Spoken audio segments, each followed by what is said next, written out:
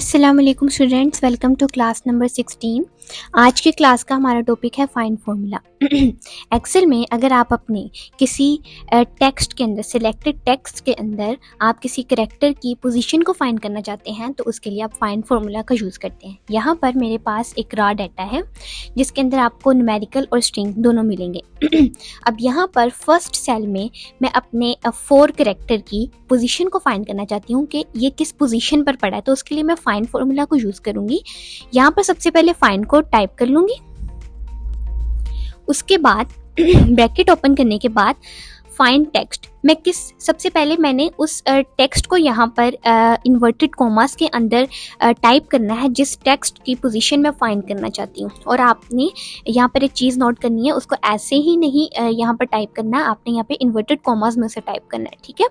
यहाँ पर for example मैं 4 की पोजीशन फाइंड करना चाहती हूँ, तो यहाँ पर मैं क्या टाइप करूँगी, 4, वो भी डबल कोटेशन मार्क्स में या इन्वर्टेड कॉमास में, ठीक है।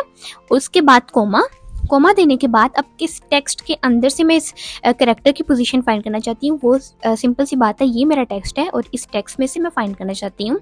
तो इस टेक्स्ट को सिलेक्ट करूँगी, उसके बाद ब्रैकेट क्लोज करूँगी और जब एंटर करूँगी तो ये देखिए उसकी पोजीशन मुझे यहाँ पर दे दी। यहाँ पर असल में मैंने सिंपली 1 2 3 4 5 6 7 तक कैरेक्टर्स लिखे थे, इसलिए उसने मुझे पोजीशन भी 4 दे दी। अब इसको ज़रा कॉम्प्लिकेटेड बनाने के लिए इस नीचे वाले सेल में ड्रैग करते हैं इस फॉर्मूला को और यहाँ पर अब देखते हैं कि 4 की पोजीशन किधर है।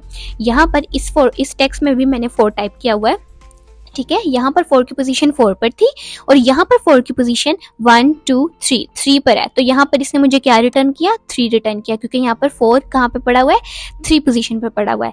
अब आपने एक चीज़ नोट करनी है कि अगर आप किसी टेक्स्ट को सिलेक्ट करके उसके अंदर किसी करैक्टर की पोजीशन को फाइंड करना चाहते हैं तो वो करैक्टर भी उस सेल के अंदर मौजूद होना चाहिए। जिस तरह मैंने 4 की पोजीशन फाइंड की तो 4 इसके अंदर था, लेकिन अगर इसके अंदर फॉर एग्जाम्पल 4 ना होता तो फिर मुझे ये फाइंड फार्मूला क्या रिटर्न करता, वो इस सेल में भी हम यही फॉर्मूला अप्लाई करके देख लेते हैं। यहाँ पर आपको कहीं भी 4 नहीं दिखाई दे रहा, मतलब यहाँ पर वो करैक्टर ही नहीं है जिसकी पोजीशन फाइंड करनी है। तो यहाँ पर जब मैं दोबारा यही वाला फॉर्मूला टाइप करूंगी, फाइंड, ब्रैकेट ओपन करूंगी और यहाँ पर मुझे क्या फाइंड करना है, 4 फाइंड करना है। और 4 नहीं फाइंड करना, बेसिकली 4 की पोजीशन फाइंड करनी है कि वो 4 जो करैक्टर है वो किस पोजीशन पर पड़ा है। तो उसके बाद मैं कोमा दूंगी और इस टेक्स्ट को सिलेक्ट करूंगी और जब ब्रैकेट क्लोज करूंगी, एंटर करूंगी, तो यहाँ पे मुझे एरर दे रहा है। क्यों? क्योंकि यहाँ पर वो वैल्यू वो करैक्टर ही नहीं है जिसकी मैंने पोजीशन फाइंड करनी है। इसी तरह अगर आपने यहाँ पर अगर मैं यहाँ पे टाइप करूँ कोई भी करैक्टर, जैसे 7 मैं यहाँ पे टाइप करती हूँ और अब जब एंटर करूंगी तो यहाँ पर मुझे उसकी पोजीशन दे देगा कि 7 5 पोजीशन पर पड़ा हुआ है। अब इसको बाकी तमाम सेल्स में भी ऐसे ड्रैग कर लूंगी, लेकिन अब यहाँ पर जहाँ पे मुझे जो एरर दे रहा है ना, वो यहाँ पर आपको क्यों एरर दे रहा है, क्योंकि यहाँ पर आपके इस टेक्स्ट में 7 कहीं पर भी मौजूद नहीं है। लेकिन यहाँ पर मैंने अगर फॉर्मूला में देखे तो 7 टाइप किया हुआ है। अगर यहाँ पर मैं फॉर एग्जांपल 2 टाइप करती हूँ तो मुझे 2 की यहाँ पर पोजीशन दे देगा कि 2 6 पोजीशन पर पड़ा हुआ है। इसी तरह इस फॉर्मूला में भी आपने अगर इस टेक्स्ट में कोई भी करैक्टर फाइंड करना है तो यहाँ पर आप वो करैक्टर टाइप कर सकते हैं, ठीक है। यहाँ पर फॉर एग्जाम्पल मैं 3 टाइप कर लेती हूँ और एंटर करूंगी तो मुझे 6 इसकी पोजीशन देगा। अब इसी तरह अगर आपने स्ट्रिंग में किसी करैक्टर की पोजीशन को फाइंड करना है तो वो भी आप फाइंड कर सकते हैं। यहाँ पर मैं क्या फाइंड करना चाहती हूँ, यहाँ पर मैं स्पेस की पोजीशन फाइंड करना चाहती हूँ कि यहाँ पर कितने करैक्टर बाद मेरा स्पेस है। तो उसके लिए मैं क्या करूँगी, दोबारा वही फॉर्मूला टाइप करूँगी, फाइंड, ब्रैकेट ओपन करूंगी और अब मैं यहाँ पर क्या फाइंड करना चाहती हूँ, स्पेस। तो मैं इन्वर्टेड कॉमर्स को ऐसे स्पेस देके खाली छोड़ दूंगी, इन्वर्टेड कॉमर्स में कुछ भी नहीं लिखूंगी, सिर्फ स्पेस दूंगी, ठीक है।